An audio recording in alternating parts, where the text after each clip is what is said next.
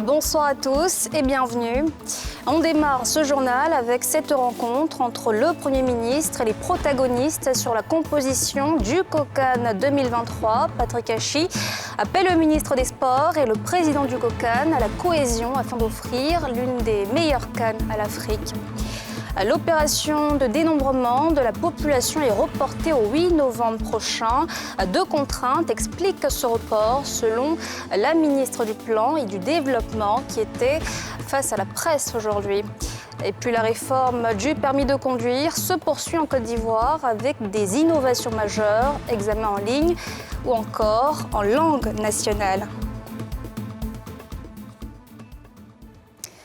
Mais d'abord, Téné Birahima Ouattara était au camp de gendarmerie d'Agban, l'occasion pour le ministre de la Défense de s'imprégner des conditions de travail de ses collaborateurs et les inviter à plus de vigilance, notamment face à la menace terroriste. Les précisions de Salif Alekwe. Camp de gendarmerie d'Agban. Le ministre d'État, ministre de la Défense, Téné Birahima Ouattara sur les lieux pour toucher du doigt les réalités de ce mythique camp. Plusieurs sites visités, notamment cette salle dédiée à la section musique qui porte le nom de l'ex-tambour-major Moussa Diarrassouba, le complexe sportif Gervais Kouassi du nom de l'ancien patron de la gendarmerie composé d'une salle de musculation, d'une piscine, des terrains de basket, volley, tennis. Aussi, l'hôte du jour a lancé les travaux de l'aumônerie militaire catholique. Dans un contexte sécuritaire marqué par la recrudescence d'attaques contre les bases militaires, Téné Birahima Ouattara a appelé ses hommes à plus de vigilance. Face à cette menace, nous devons être vigilants à tous les niveaux de responsabilité et être résolument engagés à lutter sans répit contre toute forme d'insécurité. La visite de certaines installations et services du camp nous permet de nous rendre compte de l'existant et de mesurer aussi ce qui reste à faire comme investissement dans les mois à venir, que ce soit au centre de santé ou ailleurs. Nous avons constaté qu'il y a des besoins qui sont réels et je peux vous dire que nous en prenons bonne note. Aujourd'hui, nous sommes confrontés aux défis sécuritaires liés au terrorisme et aux actions des bandes criminelles sur le territoire national. Ces menaces ont malheureusement coûté la vie à certains de nos valeureux soldats, tout corps compris, et fait de nombreux blessés. L'obtention d'un bloc opératoire, la rénovation du mess-hôtel avec une cuisine moderne, la poursuite des travaux de rénovation de la caserne sont des doléances soumises au ministre. Ce dernier a promis prendre en compte ces points pour le bien-être des gendarmes et leurs familles.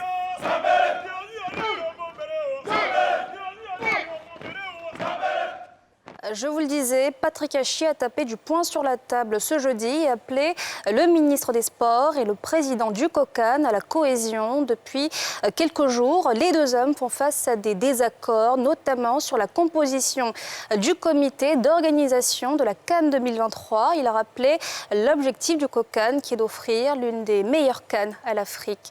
Salif Alekwe, Fulgence Kissiedo. Après la passe d'armes par communiqué de passe et courrier interposé, les protagonistes, Claude Poulindao, ministre de la Promotion des Sports et du Développement de l'économie sportive, et son prédécesseur, François Albert Améchia, président du comité d'organisation de la CAN 2023, étaient face au Premier ministre Patrick Hachi. Le chef du gouvernement a qualifié d'intolérable ce dysfonctionnement entre les deux entités et appelle à la discipline et au respect des textes. Son Excellence, Monsieur le Président de la République, qui vous a fait confiance, à Monsieur le Président de la COCAN et à Monsieur le Ministre des Sports, et pour le monde sportif, et au-delà, pour, je dirais, de la Côte d'Ivoire, on est regardé par le monde entier. Dans ce contexte particulier, il est totalement inconcevable qu'on puisse assister à ce genre de spectacles qui sont totalement à contre-courant de ce qu'est devenu notre pays et de ce qu'il représente de par le monde. Que l'on puisse se mettre à la tâche pour que, dans quelques mois, la fête soit très belle. Les deux parties entendent mettre à exécution les recommandations du chef du gouvernement. Le ministre Albert François Améchia a la confiance du gouvernement et a à la confiance du ministère en charge des Sports, nous voudrions donc rassurer nos compatriotes que rien, ni les dysfonctionnements constatés, ni les erreurs du passé ne pourront altérer ce qui fait notre force, notre fraternité et notre amitié. Il nous a prodigué des conseils pour atteindre les objectifs que M. le Président de la République, son Excellence Alassane Ouattara, chef de l'État, attend du COCAN. Nous avons pris bonne note et nous avons tenu à le rassurer de la disponibilité et surtout de la volonté des membres du COCAN pour réussir cette mission. La composition du comité d'organisation était l'objet du différend. La Côte d'Ivoire abrite la Coupe d'Afrique des Nations de football en 2023. Les infrastructures devant abriter l'événement sont en cours de construction. Au terme d'une tournée dans les différentes localités qui devraient abriter l'événement, le président du COCAN a rassuré quant à la finition des travaux avant la messe. Qu'est-ce qui explique le report annoncé ce jeudi du dénombrement de la population prévu débuter le 1er novembre prochain? La ministre du Plan et du Développement, Kabanyale, était face à la presse ce jeudi pour donner les raisons de ce retard. Pierre Dipomélin, Kimouarik. La formation et la vaccination anti-Covid obligatoire pour les 28 000 agents recenseurs sont les principales du retard d'une semaine de l'opération de dénombrement. Prévu le 1er novembre, c'est finalement le 8 du même mois que l'étape du dénombrement va démarrer avec le déploiement de 28 000 agents sur le terrain.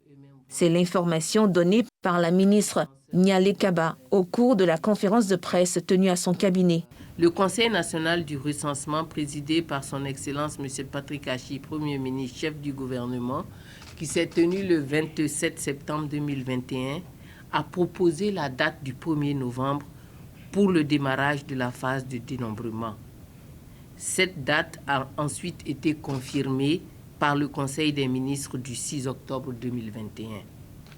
Cependant, deux contraintes majeures ne nous permettent pas de tenir la date du 1er novembre comme date de début du dénombrement. Premièrement, nous n'avons pas pu disposer à temps de suffisamment de salles pour organiser la formation des 28 500 agents recenseurs, notamment ceux d'Abidjan. Cette situation est à présent réglée et la formation, qui devait initialement commencer le 11 octobre 2021, va commencer demain, 15 octobre 2021. Donc vous voyez avec un petit décalage de 4 jours. Deuxièmement, afin de rassurer et protéger les agents recenseurs ainsi que les populations à recenser, il a été adopté la vaccination obligatoire contre la COVID-19 de tous les agents avant leur déploiement sur le terrain. Cette activité également sera organisée et réalisée au cours de la période de formation des 10 agents. Ces contraintes nous obligent donc à envisager un report d'une semaine de la date de début du recensement de la population et la nouvelle date donc, la nouvelle période de collecte sera désormais du 8 novembre au 28 novembre 2021. Le 5e recensement général du pays, après ceux de 1975, 1988, 1998 et 2014, va coûter 23,9 milliards de francs CFA avec une contribution des bailleurs de fonds à hauteur de 10 milliards de francs CFA, 40 000 tablettes, des salles de formation dans chaque région du pays et une campagne de communication pour préparer les populations et assurer le succès de l'opération sont les défis avant le démarrage de dénombrement. Les 28 000 agents recenseurs recrutés ont entre 18 et 45 ans avec un niveau minimum de la classe de première. L'obtention du code de la route se fera désormais en ligne. La réforme du permis de conduire se poursuit pour limiter les risques de corruption et par conséquent les accidents de la route. Plus d'excuses non plus pour ceux qui ne maîtrisent pas la langue de Molière puisque l'examen se fera en plus du français en langue nationale. Comment ces nouvelles réformes sont accueillies par les populations et les auto-écoles? Le reportage de Nadja Eja, Tanguy Conan et Fulgence Kissidou. C'est un changement majeur dans le processus d'acquisition des permis de conduire en Côte d'Ivoire. Désormais, les candidats bénéficieront d'un système de formation digitalisé jusqu'aux différents examens. C'est important parce que ça amène l'élève même à voir les images concrètes de la circulation. C'est des vidéos qui sont là déjà, qui sont déjà préparées. Au sein des auto-écoles, si la nouvelle réjouit, on appréhende la maîtrise de ces nouveaux outils. Pour dissiper ces craintes et faciliter la vulgarisation de cette digitalisation, une formation a été dispensée à des centaines de responsables d'auto-écoles. À chaque fois que le candidat arrive à l'auto-école, qui fait un cours, le moniteur, qui lui-même est référencé sur la plateforme, va valider le contenu de la formation. Il y a environ 24 centres de passation qui ont été installés sur toute la Côte d'Ivoire. Ça veut dire que ce qui est valable à Abidjan est valable à Korogo, est valable à San Pedro. C'est la machine qui vous envoie la question, ce n'est pas un individu. L'objectif, c'est qu'on ait moins de complaisance dans l'évaluation des candidats, réduire considérablement la proportion des accidents sur nos routes. Donc désormais, vous savez que le candidat qui s'inscrit dans une auto-école est suivi. Il a un certain nombre d'heures à valider avant d'être inscrit sur la liste d'examen. Une fois le candidat en salle d'examen, il aura la possibilité d'opter pour la langue de son choix parmi le français, le malinké, le baoulé et le bété.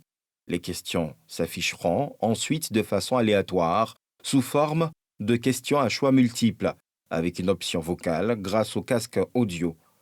Pour y répondre, le candidat n'aura qu'à choisir à l'aide du pointeur ou toucher du doigt l'écran tactile dans le délai du temps imparti. Puis, le résultat s'affichera instantanément à la fin de la composition. Une réforme saluée par la population.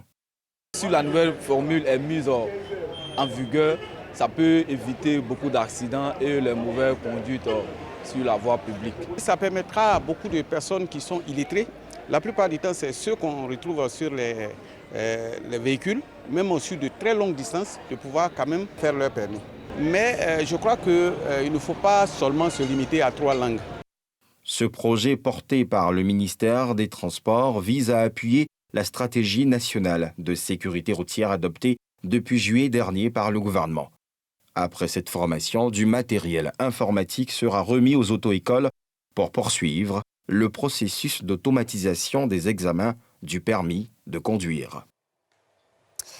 Parce que ces violences existent toujours, qu'elles laissent des séquelles indélébiles et qu'il faut les réparer. Une unité de soins pour les femmes victimes d'excision vient de voir le jour à Abidjan. Elle entend soulager les victimes à travers des prises en charge gratuites à ces femmes qui ont été détruites. Le reportage de Nadja Ejar et Tanguy Conan.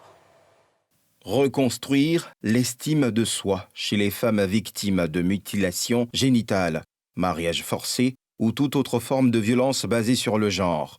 Telle est la mission que s'est assignée l'association Rouge Orchidée, née à Bordeaux en France. L'ouverture à Abidjan de cette unité de soins pluridisciplinaire pour les femmes fait partie des différents axes d'intervention de l'organisation. Il y a donc l'information et la sensibilisation contre les mutilations sexuelles féminines, le mariage forcé et toutes les violences faites aux femmes et aux filles. Il y a la prévention de ces violences qui passe par la formation des professionnels de santé, de l'éducation nationale, des travailleurs sociaux et de toute la société civile. Et le troisième axe, c'est l'accompagnement global des femmes et des filles mineures qui ont subi l'excision et le mariage forcé et d'autres types de violences. Dans ce centre médico-psychosocial, 11 spécialistes de diverses sciences humaines œuvrent pour la réparation physique, psychique et sociale de ces victimes par des prises en charge gratuites. Même étant en France, nous on sensibilisait déjà à Korogo, Ferke et Sinematiali. Donc étant à Abidjan, on veut renforcer les actions de sensibilisation et aussi avec nos partenaires dans tout le pays. Donc on va se déplacer dans tout le pays pour sensibiliser, pour former les professionnels, pour faire la prévention. Et dans un futur proche, on aura des antennes ailleurs en Côte d'Ivoire, notamment à Korogo. Depuis le début de l'année 2020, l'association Rouge Orchidée a sensibilisé plus de 2500 jeunes femmes en Côte d'Ivoire. Et c'est la fin de ce journal. Merci de l'avoir suivi. Restez avec nous dans un instant sans réserve avec comme invité ce soir Damana Picasse. Excellente suite de programme sur la nouvelle chaîne ivoirienne.